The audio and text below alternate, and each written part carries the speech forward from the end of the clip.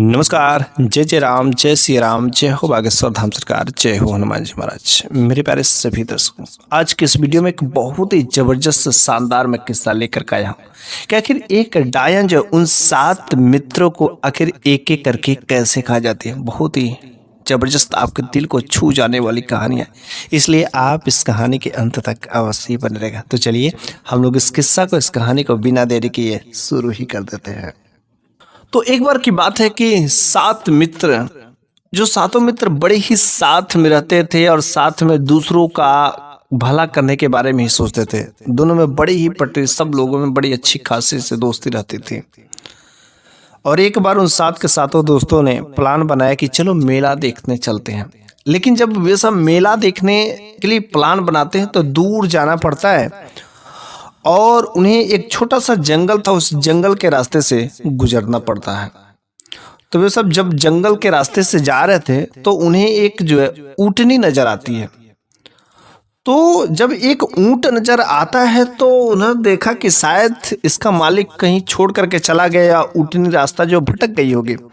इसलिए उन लोगों ने ऊँट को रस्सी पकड़ करके और उस जंगल के किनारे कुछ दूर खड़ा रहा है। लेकिन काफी दूर चलने के बाद कोई मालिक का जब नहीं पता चलता है तो उसने ऊँट के ऊपर बैठ करके कहे चलो जंगल में कुछ दूर आगे चलते हैं और हो सके इसका मालिक मिल जाएगा तो ऊँट को दे दिया जाएगा। लेकिन जब जंगल चलते चलते चलते जो शाम हो जाती है तो फिर उन लोगों ने सोचा कि चलो आज यहीं पर जो है सो जाते हैं और ऊँट को एक किनारे पेड़ के नीचे बांध देते हैं और एक लोग रखवाली में लग जाएंगे और फिर जो 6 लोग सोएंगे। तो फिर जो ऐसा ही हुआ, 6 लोग सो जाते हैं और एक दोस्त ऊँट को एक पेड़ की जड़ में बांध करके और वह जो उसकी रखवाली में लगा रहता है, जगह रहता है कि शायद मालिक आ जाएगा तो फिर जो ऊँट को दे दिया जाएगा ताकि कहीं रात के समय ऊँट कहीं भाग उग ना जाए। इस तरीके से वह जो बेचारा इंतजार करता। लेकिन जब सुबह हुआ तो क्या हुआ कि जो 6 दोस्त रहते थे उन्होंने देखा करे मस्त वो तो ऊँटनी जो जुबाली कर रही है, लेकिन जो मेरा 7वां दोस्त है जो रखवाली कर रहा था वो गया तो गया कहाँ। अच्छा लग रहा है हम लोगों को बिन बताए अपनी जो है मेरिया के पास में अपनी बीबी के पास भाग गया। उसको बड़ी ही तेज थी, अपनी नहीं जो इंतजार नहीं कर सका। कुछ दिनों की बात है और वो हम लोगों को बिन बताए जो छोड़ करके चला गया। भला वो इतना शातिर कैसे हो सकता है। तो पहला तो छोड़ करके भाग गया था। फिर जो है उन लोगों ने सोचा कि जब तक इसका मालिक नहीं आएगा तब तक हम लोग मेला में कैसे जा सकते हैं। बड़े ही भले इंसान थे, दूसरों के बारे में बड़ा हित के बारे में सोचते थे। दूसरी रात भी उन लोगों ने कुछ दूर का रास्ता सफर किया और फिर जो है एक पेड़ के किनारे बांध करके और जो 5 दोस्त सो गए और फिर जो एक दोस्त जागा करके उसकी रखवाली कर रहा था। सुबह होती है तो उन लोगों ने देखा कि मस्त ऊँटनी तो गजब की जुबाली कर रही, कोई दिक्कत नहीं है। लेकिन मेरा एक जो दोस्त रखवाली कर रहा था वो कहाँ गया, कुछ समझ नहीं आता। आखिर ऊँटनी खा गई कि क्या हुआ। अगर ऊँटनी खाई होती तो कहीं इधर हड्डी उड्डी तो पड़ा रहता, यहीं पर है। हाँ, उसके मुख पर कहीं खून तो लगा होता। आखिर ऊँटनी खा गई या ये सब भी भाग जा रहे। इन लोगों को अपनी पत्नी का नहीं छोड़ पा रहे, अपनी बीवी की इतनी इनकी मोहमाया सता रही है। और ऐसे करते करते जो है एक एक करके सारे के सारे 5 दोस्त जो गायब हो जाते हैं, चले जाते हैं। लेकिन कुछ समझ नहीं आता है। अब जो 2 दोस्त रहते हैं ये दोनों सोचते हैं कि चलो ठीक है कि हम दोनों लोग हैं तो 5 के 5 भागे और किसी तरीके से हिम्मत करके 2 दिन और देख लेते हैं और फिर जो है नहीं तो ऊँट को ऐसे ही मेला में लेकर के चलेंगे, उसका मालिक मिल जाएगा तो मिल जाएगा, नहीं तो बेच दिया जाएगा। और ऐसे ही वह जो है ऊँट को बांध करके और दोनों लोग वहां पर सोए हुए थे। लेकिन जब दोनों लोग वहां पर सोए हुए थे तब तक जो एक दोस्त की नींद खुल जाती है और बगल से कुछ आवाज आ रही थी। लेकिन वह क्या चीजें देखता है, जो चीजें देखता है तो वास्तव में उसकी आंखें देखती ही रह जाती है। उसका दिल जो दहल जाता है क्योंकि वह देखता है कि उसके बगल में जो दूसरा इसका मित्र सोया हुआ था उसको जो ऊँटनी वह खा रही थी, उसकी हड्डियों को तोड़ तोड़ करके खा रही थी। और उसके बाद से वह आधी आंख से वह देख रहा था और फिर जो है खा पी करके उसके मुख पर एक भी खून नहीं लगा, कुछ नहीं, बिल्कुल हड्डी तक नहीं छोड़ी। और फिर वह जब वो खा जाती है और किसी तरीके से बेचारा वो वहाँ पर सोया हुआ था और वो सोचता है कि अगर मैं इस समय हिला डुला चाहे कुछ भी हुआ तो मेरे को भी नहीं छोड़ेगी। और आज की रात मेरे दोस्त को तो खा ली, लेकिन कल किसी तरीके से इससे बचा करके मेरे को भागना है, क्योंकि ये मेरे को उम्मीद है कि बस एक ही खा लेती और नहीं। सुबह हुआ, किसी तरीके से बेचारा हुआ रात डर डर के बिता रहा था और सुबह हुआ उस ऊंट को लेकर के कुछ दूरी पर गया और वहां पर एक आम का पेड़ था। उस आम के पेड़ के गाछ में उसको बांध दिया और बांध करके खूब आम के पेड़ से आम गिराया और उसके आगे आके रख दिया डरते डरते। और वह आम खाने में मस्त, आम के पत्ते खाने में चबाने में खूब मस्त थी। इधर वह इधर जाता उधर जाता इधर जाता और वह तो खाने में मस्त थी। और मौका पा करके वह जो जैसे उसके आंखों से ओझल हुआ वह दौड़ करके भागने लगा। लेकिन जैसे ही दौड़ करके भागने लगा कुछ दूरी पर वह पीछे देखता रहा, लेकिन कोई नहीं आ रहा था। वह समझता कि बस मैं बच जाऊंगा। अब वह उठने को वहां पर हमने छोड़ दिया, लेकिन वह जब कुछ दूर पर चल जाता तब तक उसके पीछे से एक जो है खूबसूरत दुल्हन जैसी स्त्री, खूबसूरत अप्सरा जैसी पीछे से एक दौड़ती हुई औरत जो उसको बुला रही है, अरे भैया कहाँ भाग रहे हो, कहाँ भाग रहे हो, सुनो ना, अरे कहाँ जा रहे हो, कहाँ जा रहे हो, ऐसे जो करके चिल्लाए जा रही है। लेकिन वह पीछे मुड़ करके देखने को नहीं बोलता है, कुछ भी नहीं। वह एक तालाब के किनारे जाता है और जब वो तालाब के किनारे जाता है तो थका हारा वहां पर बैठ जाता है, नहीं दौड़ पाता, उससे हिम्मत नहीं होती वहां से आगे जाने की। और यह जो अप्सरा जैसे खूबसूरत रूप बना करके यह भी पीछे पीछे वहां तालाब के किनारे पहुंचती है। और जब तालाब के किनारे पहुंचती है तब तक वहां पर जो है उस नगर के राजा भी वहां पर पहुंच जाते हैं। और जैसे ही राजा की नजर जो है उस अप्सरा जैसे स्त्री पर पड़ती है तो वह देख करके मोहित हो जाते हैं, लेकिन वह वहां पर खड़े रहते हैं। और वह कहती करे, तुम काहे यहाँ पर चले आए, काहे जो ये चले गए, अरे मेरे को छोड़ करके कहाँ भाग रहे थे, मैं तुम्हारे बिना कैसे रह सकती हूँ, मैं कहाँ रहूंगी, मेरे को छोड़ करके मत जाओ। वह बेचारा कुछ नहीं बोलता, उसकी तरफ मुंह गर्दन उठा करके नहीं देखता। राजा साहब कहते करे, अरे तुम बोलते क्यों नहीं हो, अरे ये तुमसे क्या कर, इसको छोड़ करके क्यों भाग रहे हो, क्या तुमको इसका बोझ सहन नहीं हो रहा है, क्या तुम्हें पैसे चाहिए, मोहरे चाहिए, क्या चाहिए। वह बार बार बुलाती रही, करे मेरे को देख लो एक बार, ये कर लो वो कर लो, लेकिन वह अपना गर्दन तक नहीं उठाता है। और राजा कहता है, करे तुमको नहीं पता है, तुम इतनी खूबसूरत और तुम्हारी इतनी खूबसूरत तो मेरे राज्य में कोई आज तक है नहीं। मेरी 6 रानियां हैं और 6 रानियां इतनी खूबसूरत नहीं, अगर तुम्हारी जैसी अप्सरा इसके साथ में क्या करेगी। तुम ऐसा बात मानो कि इसको छोड़ दो, इसका साथ और मेरे साथ आ जाओ, मैं तुमको अपना पटरानी बना करके रखूंगा।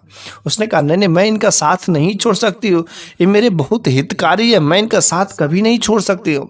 वह कई बार जो है बुलाने की कोशिश करती है, लेकिन वह व्यक्ति अपना गर्दन तक नहीं उठाता है। और फिर जो है वहां से उठता है और गर्दन नीचे झुका करके जाने ही वाला रहता है। तब तक राजा साहब ने उसके आगे ढेर सारे सोने के मोहरे ला करके रख दिया।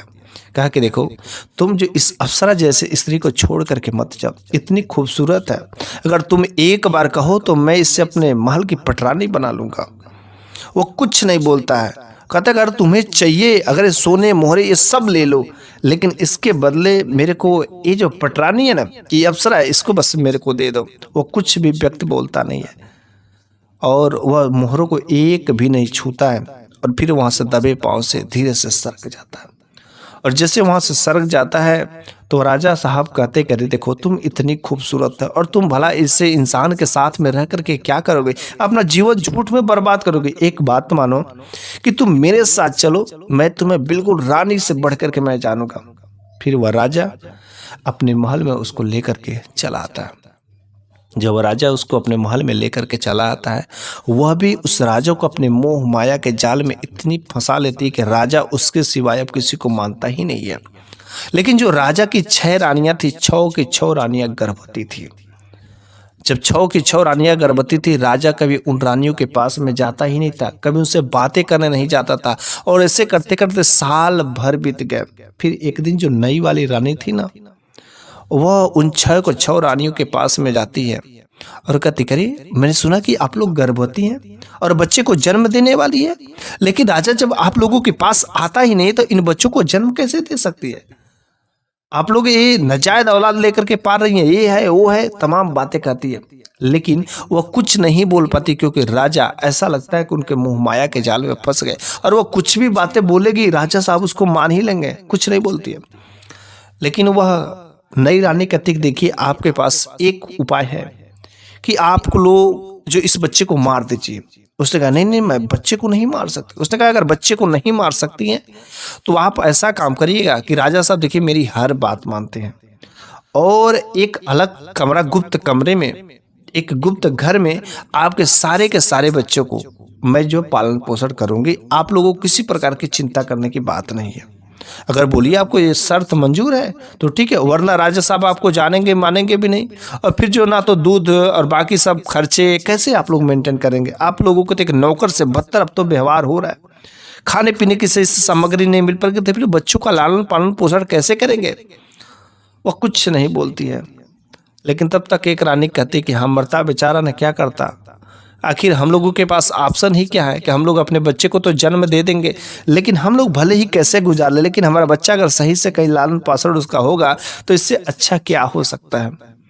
उन लोगों ने हाँ कर दिया और फिर जो है उन 6 के 6 रानियों का एक एक करके बच्चा पैदा होते गए और बच्चा पैदा होने के कुछ ही देर बाद जो है वह लेकर के चली जाती थी। और ऐसे करते करते 5 रानियों के जो बच्चे पैदा हुए उन सारे के सारे बच्चों को लेती गई और फिर से वह मार करके खाती गई। लेकिन जब छठी रानी का जब बच्चा पैदा हुआ ना तो उसको अपने बच्चे से बड़ा मोह माया था। वो कहती भले ही मैं मर जाऊंगी लेकिन अपने बच्चे को मैं अपने से दूर नहीं करूंगी।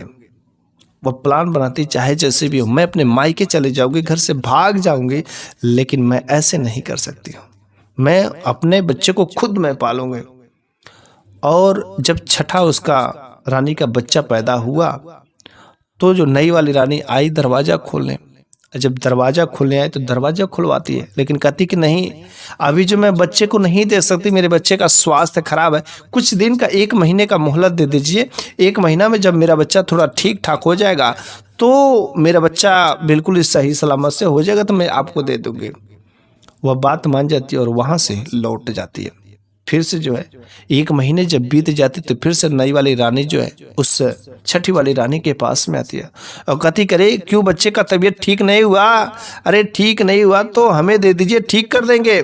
उसने कहा नहीं बस थोड़ा सा बच्चे को मोह माया लग रहा है और कुछ दिन का और मोहलत दे दीजिए, जब बच्चा बिल्कुल ठीक हो जाएगा तो मैं आपको खुद ला करके दे दूंगी। और ऐसे करते करते 6 महीने साल भर बीत जाते हैं और साल भर बीतने के बाद जब उसके पास छठी वाली रानी रहती है कोई ऑप्शन नहीं बचता है तो फिर जो है वह अपने उस बच्चे को लेकर के रात्रि के समय में मायके चली जाती है अपने पिताजी के घर पर। और जब वो वहां पर चली जाती हैं अब इधर जो वह डायन थी जो बच्चों को एक एक करके खा ले रही थी, उसको काफी दिन हो गए थे कोई शिकार नहीं किया। उसके तो मन में बस एक ही था कि वो रानी का जो छठा बच्चा था उसको अभी वह मुख का नेवाला नहीं बनाई थी और काफी दिनों से उसको वह मुख का खून लगे हुए था। कुछ समझ नहीं आता मैं कैसे उस छठे के छठे बच्चे को मैं मारूं। जो वह रानी की छठी रानी थी उनका बच्चा ऐसे करते करते वह 16 साल का हो गया, उनका नाम कुंवर भी पड़ गया और वह 16 सालों तक वह रानी अपने मायके में अपने पिताजी के पास में रही। पिताजी को सारी की सारी बात बता दी थी, लेकिन पिताजी को भी शक जरूर कुछ हो गया था। और इधर जो है जब इसको कोई ऑप्शन नहीं मिला कि कैसे उसको बुलाया जाए, कैसे क्या किया जाए, तो उसको मारने का बस एक ही ऑप्शन दिखा कि मैं किसी ना किसी तरीके से छठा लड़का है उसको तो मेरे को खाना ही तो खाना है। उन्होंने उस जो नई वाली रानी थी जिसके मोह में राजा साहब बिल्कुल पागल थे, तो एक बार राजा साहब सोए हुए थे तो नई वाली रानी भी बगल में सोई हुई थी और उसने कहा कि देखिए राजा साहब मेरी आंखों में बहुत तेज का दर्द हो रहा है, मेरे को कुछ उठने का चलने का मन करना कुछ भी नहीं कर रहा, मेरा स्वास्थ्य दिन पर दिन डाउन होता जा रहा। उसने बहाना बनाया तो राजा साहब ने कहा रे आपके पास सब कुछ है, मैं तुरंत डॉक्टर वैद हकीम सबको मैं बुलवाऊंगा। और फिर वैद हकीम डॉक्टर सबको बुलाया गया और सब लोग अपना अपना इलाज करते गए, दवा लगाया, सब कुछ लगाया, लेकिन कोई भी दवा कुछ काम नहीं करती है। अरे भला कोई जब बीमारी रहेगा तब तो दवा काम करेगा, लेकिन जब बहाना रहेगा तो बहाना का तो कोई दवा नहीं होता। और ऐसे करते करते 1 सप्ताह बीत के राजा साहब बड़े ही परेशान हो गए। वह हमेशा मन उदास करके जानबूझ करके बैठी रहती थी। तो रात्रि के समय में वह जो है नई वाली रानी राजा साहब के पास में आती, कहती करीब मैंने स्वप्न में देखा है ना कि मेरी बहन एक है और उस बहन के पास में एक जो सुरमा है, और उस सुरमा को अगर जो है आपका बेटा ला दे तो अवश्य ही जो है मेरी आंखें ठीक हो जाएगी। उसने कहा अच्छा ऐसी बात है, तो ये बात पहले ही बता दी होती तो फिर ये तो इलाज बहुत सरल था, लेकिन मेरा बेटा तो कोई है नहीं। उसने कहा नहीं नहीं, आपकी जो छोटी वाली रानी है ना उसका बेटा है और बड़ा हो गया, वह बेटा अगर आपका ला दे तो मेरी आंख बिल्कुल ठीक हो जाएगी। उसने कहा अच्छा ऐसी बात है। फिर जो अपनी जो छठी वाली रानी थी, छठी वाली रानी के मायके गए राजा साहब, जो उसके बारे में पता किए तो फिर उनका बेटा जो बड़ा हो गया था, रानी ने पहचान कर के देखो ये बेटा, ये पिताजी तुम्हारे हैं, और सारी की सारी बातें जो है वो अपने बेटे को बता दिए थे कि कैसे तुम्हारे पिताजी जो राजा साहब है और एक नई वाली रानी के मोह माया के बस में पड़े हुए हैं, और ऐसे उन लोगों का सारी की सारी कहानी जो है उस कुंवर को बता दिए थे। राजा साहब ने कहा कि देखो बेटा तुम मेरे बेटे हो, और आज ये देखो तुम्हारी भी एक मम्मी है, तुम्हारी मम्मी का आँख जो ठीक नहीं हो रहा है, अगर तुम जो इनके लिए एक एड्रेस है वहाँ पर दवा अगर है, वहाँ पर एक सुरमा लेकर के चले जाते तो फिर इनकी आंख ठीक हो जाती है। तो फिर जो नई वाली रानी जो थी, जो डायन वाली रानी थी, वो जो एक पत्र लिखती है और उस पत्र को दे देती है और कहती है कि ये पता है और इस पता पर वहाँ पर पहुँच जाना, और मेरी बहन के पास में एक सुरमा है, उस सुरमे को लेकर के आना है तुम्हें। और वह पत्र लेकर के वह घोड़े पर सवार होकर के चलता जाता ताकि वह पहुंच सके, लेकिन रास्ता काफ़ी दूर था और इसे पहुंचते पहुंचते एक जंगल के रास्ते से वह गुजरता है, लेकिन उसे एक झोपड़ी नजर आती है। तो जब झोपड़ी नजर आती तो वह सोचता है कि यहाँ पर कुछ देर आराम कर लें और आराम करने के बाद फिर अपने गंतव्य रास्ते पर चलेंगे। लेकिन जब वो वहाँ पर आराम करने के लिए जाता तो वहाँ पर एक साधु महात्मा वहाँ पर थे। लेकिन जब वह साधु महात्मा के पास में वो लड़का जाता है तो उससे पूछा कि भाई कहाँ जा रहे हो, क्या वजह है। वो बातें बताती है और फिर खोद खोद के उड़ेल के सारी की सारी बातें पूछने लगा।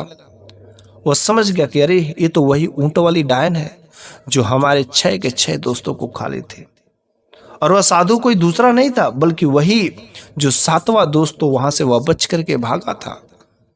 वह तब तक उन काली विद्या में, उन जादुओं में, उन मंत्रों में, हर प्रकार की शक्तियों को बहुत ही अच्छे से तपस्या करके, साधना करके जागृत कर लिया था। सब कुछ सोचने समझने की क्षमता हो गई थी और उसे ज़्यादा देर नहीं लगी ये सब चीज़ों को समझने के। उसने कहा देखो बेटा तुम्हारे पापा के साथ में बहुत ही गलत हुआ है। तुम्हारे पापा एक डायन के चक्कर में है और वह एक एक करके सारे के सारे लोगों को बर्बाद कर देगा, और वह तुमको भी मारने का प्लान कर रही है। इसलिए अगर तुमको विश्वास नहीं हो रहा तो जो आप पत्र दी है उस पत्र को बस तुम खोल के पढ़ लो। और जब उसने उस पत्र को खोल करके पढ़ा तो उसमें यही बात लिखी थी कि यह लड़का जैसे ही जाएगा बहन तुम उसको मार देना। वो लड़का देख करके बड़े ही हैरान हो जाता और साधु बाबा के बातों पर भरोसा हो जाता।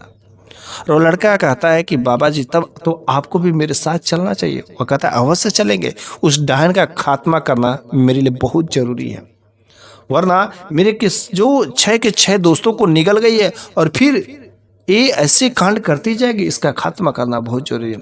फिर वो जो साधु बाबा उस लड़के को लेकर के उस बताए पते के अनुसार पर पहुंचते हैं, लेकिन जैसे वो उस बताए पते के अनुसार पर पहुंचते हैं तो उसकी दरवाजे पर बहन मिलती है। तो बहन कहती कि ठीक है, और उस पत्र के जगह पर दूसरा एक पत्र लिख दिए थे और सुरमा जो चाहिए था सुरमा के पास में लेकर के वह जाती है। और जैसे सुरमा के पास में उस 7 जो अलग अलग प्रकार के दरवाजे थे, ताले थे, वह लेकर के जाती है। लेकिन वह देखते ही वह साधु बाबा सब चीज़ों को समझ गया था कि रूप बना करके खूबसूरत तो खड़ी है, लेकिन यह उसकी बहन अर्थात यह भी डायन है। और एक खतरनाक मंजर को देख करके, उस जगह को देख करके वह साधु बाबा को समझने में बिल्कुल देर नहीं लगती है। और जब वह वहाँ पर पहुँचते हैं तो वहाँ पर देखते कि सामने एक तोता पड़ा हुआ है और वह पिंजड़ी में पड़ा, सोने के पिंजड़े में। और वह समझ जाते कि बस, और तुरंत एक छोटा सा खंजर निकालते हैं, उस खंजर से तुरंत उस तोते को घोंप देते हैं। और जैसे तोते को मार देते हैं, वह तुरंत जो डायन थी, जो खूबसूरत तो वहां पर भी बनी थी, वो वहीं पर उसकी बहन गिर करके मुरझा करके गिर जाती। अब तो लड़के को और भरोसा हो जाए कि वास्तव में राजा साहब एक बहुत बड़े मुसीबत में फंसे हुए हैं। तब तक वहां से वह सुरमा लेकर के आ रहे थे, तो साधु बाबा की नजर एक और सोने के पिंजड़े पर पड़ता है, जिसमें एक और तोता बंद था। उस तोते को लेकर के वह वहां से चल पड़ते हैं और चलते हैं, और वह सुरमा का डिब्बी भी लड़का ले लेता है और जा करके राज दरबार में हाजिर होता है। और जब वो लड़का उस सुरमा को अपने पिताजी के हाथों में देखता, राजा साहब के हाथों में देता है, तो वह बड़े ही हैरान हो जाते, अरे यह तो गया लेकिन मरा क्यों नहीं। लेकिन यह तो वहां गया था जरूर, क्योंकि यह सुरमा का डिब्बा जो वहीं से लाया गया तो था, लेकिन बच गया कैसे। और राजा साहब फिर उस सुरमा को लगा करके अपने नई वाली रानी के साथ में प्रेम मोहब्बत में तो डूबने ही वाले थे। तब तक एक दासी ने दरवाजा खटखटा ही दिया। कहा कि महाराज महाराज, दरबार में एक जो है साधु महात्मा आए हैं, और वो अपने आप को बहुत ही जानकार समझदार बता रहे हैं, और मेरे को भी लगता है वो काफी बुद्धिमान है महाराज, और वह जो है आपके दरबार में आपको बुला रहे हैं। और फिर वह राजा साहब वहां से निकलते हैं, और जब निकलते हैं तो वह उसके अपने साथ में काफी सारे ढेर सारे झोले और जो भी चीजें, ताबीज जो भी सब चीजें लिए रहते हैं। तो उसने कहा कि देखिए राजा साहब, मैं जो आपको बात बता रहा हूं ना, ये 100% सत्य है, लेकिन आज तक अभी जो आप फंसे हुए हैं जिस जाल में, शायद आपको नहीं पता है कि आप कितनी बड़ी जाल में फंस चुके हैं। और ये जो आपका बेटा है, आपका बेटा सब चीजों को समझ चुका है। उस बेटा जी ने भी हाँ हिलाया, लेकिन जैसे ये बात सुनती है, तब तक वो जो नई वाली रानी जो रहती है, वो खुले बाल में और बिल्कुल अलग अंदाज में गुस्सा करके वहां से वह आती है। तो राजा साहब ने कहा, रानी आपको इस हालत में यहाँ पर नहीं आना चाहिए, अरे लोग आपको देख लेंगे, ये कर लेंगे, वो कर लेंगे। लेकिन नई वाली कहती है, अरे राजा साहब, अगर आप मेरी बात मानते तो इस पाखंडी को, इस ढोंगी को जल्द से यहाँ पर हटाइए, मेरे सामने टिकना नहीं चाहिए। उसने कहा, महाराज देखिए, अरे इनकी ये पोल खुलने वाली है, इस वजह से देखिए कैसे भड़क रही है। राजा साहब ने कहा, तुमको पता है तुम किसके बारे में बोल रहे हैं? तब तक वह सैनिक जो है तेजी से उनकी तरफ जो वार करने के लिए निकलते हैं। तब तक जो राजा का लड़का था वह कहता, रुक जाइए, एक बार भी मेरे इस आदमी को कभी छूने की कोशिश मत करिएगा, ये जो कर रहा है बस करने चाहिए। और बस वो अपने पास से वह जो सोने का पिंजड़ा रहता है, उस पिंजड़े में से जो तोता रहता है ना, उस तोते को निकालते हैं और राजा साहब को दिखाते हैं। राजा साहब, ये दिख रहा है आपको? उसने कहा, हाँ दिख रहा है, उसके अंदर तोता है। सभी लोग देखते, कहते हैं तोता है। ये तोता नहीं है राजा साहब, ये जो आपकी नई वाली रानी, ये आपकी नई वाली रानी है। राजा साहब ने कहा, अरे तुम क्या बकवास कर रहे हो, ये सब क्या चीजें हैं? और जो नई वाली रानी सामने थी वह खूब जो करी, राजा साहब आप क्या कर रहे हैं, अरे इसको जल्द से हटाइए, ये देखिए ना, आप इन सब बातों में फट जाते हैं, ये है वो है। लेकिन उनका जो बेटा वहां पर खड़ा था, कुछ नहीं कर सकते थे। तब तक वह तोते को बाहर निकालता है, कहता है, राजा साहब आपको देखना है, अब देखिएगा कमाल आपका। उस साधु ने तुरंत उस तोते का एक पैर जो तोड़ करके अलग कर देता है। जैसे एक पैर तोड़ करके अलग करता है, तुरंत जो नई वाली रानी रहती है ना, उनका भी एक पैर जो निकल करके दूर जा गिरता है, जैसे वह तोते का पैर तोड़ता है। यह दृश्य देख करके सारे लोग हैरान रह जाते, राजा साहब भी हैरान रह जाते, अरे ये क्या, उसने तोते का पैर तोड़ा था, इसका कैसे पैर टूट गया, और पूरा ब्लीडिंग करना।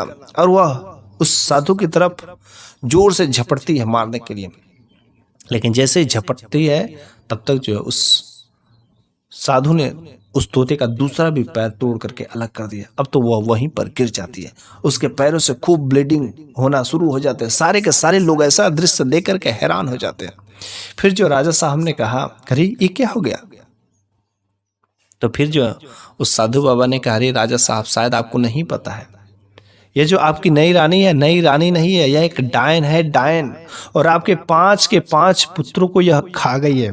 फिर छठे पुत्र को भी खाने की बारी थी, लेकिन यह किसी कारणवश छठी वाली जो रानी थी होशियार थी, और छठे वाले पुत्र को लेकर के मायके चले गए, जिसकी वजह से आज इसका पोल जो है खुलने वाला है। और वह फिर एक एक करके सारी की सारी बातों को बता देता है। कहता है कि राजा साहब देखिए, ये अभी अपने असली रूप में नहीं आई है, अभी आपको भी इस पर शायद कुछ तरस आ रहा होगा कि शायद मेरी रानी है, मेरी रानी, लेकिन नहीं, अब देखिएगा यह अपनी असली रूप में आएगी। उस तोते के ठोड़ पर जो है, चोंच पर थोड़ा सा जो कालिख लगाता है, और जैसे कालिख लगाता है उसका शरीर बिल्कुल ही बदल जाता है और एक भयानक राक्षसिन के जैसे हो जाता है। यह दृश्य देख करके सारे के सारे दरबार में लोगों में हड़कंप मच जाती है। लेकिन वह साधु कहते कि नहीं नहीं, अरे आप लोग में कोई हड़कंप, शांत हो जाइए, मैं हूं यहाँ पर, कुछ नहीं कर सकती है, लेकिन अब इसका खात्मा करना बहुत जरूरी है। उसने कहा कि देखिए, अगर तुम जो है इन जो राजा साहब के पांच पुत्रों को जो खा गई हो या बचा करके कहीं पर अगर रखी हो, तो जल्द से जल्द उन 5 पुत्रों को वापस कर दो। और फिर जो है वह बल्कि उन 5 के 5 पुत्रों को, जो राजकुमार रहते हैं, उनको खाई नहीं रहती है, बल्कि वह छोटे रहते हैं और उनका बलि चढ़ाने के लिए एक अलग कमरे में उनको कैद करके रखी थी। और धीरे धीरे वह किसी तरीके से उनका पालन पोषण जरूर कर रही थी। फिर उसने सारी की सारी राज बताई। वहां से 5 के 5 राजकुमार निकले, जो बिल्कुल दुबले पतले हड्डे, किसी तरीके से बस लालन पालन हो रहा था। उसने कहा कि तुमने मेरे के 6 मित्रों को खा ली, क्या तुमको पता है? अरे मैं वही हूँ जो मैं बच करके निकला। राजा साहब उसको पहचान जाता, अच्छा यह व्यक्ति उस दिन, जिस दिन मैं लेकर गया तालाब पर से, यही वो व्यक्ति है। और आज इतने दिनों बाद यह उसीलिए उस दिन नहीं बोला था। और इस तरीके से 6 के 6 पुत्र राजा साहब को मिल जाते हैं। और फिर उस जादूगर ने, उस साधु बाबा ने कहा कि राजा साहब अब इसकी अंतिम बारी आ गई है। फिर उस तोते का गर्दन उखाड़ देते हैं, और जैसे तोते का गर्दन उखाड़ते ही उसका भी गर्दन उखाड़ करके दूर फेंक देते हैं। और इस तरीके से उस डायन की लीला समाप्त हो जाती है। मेरे प्यारे सभी दर्शकों, आज की ये कहानी आपको कैसी लगी है, कमेंट बॉक्स में अपना विचार जरूर बताइएगा। ऐसी ही कुछ जबरदस्त कहानियां अवश्य ही लेकर के आता रहूंगा। तब तक के लिए धन्यवाद।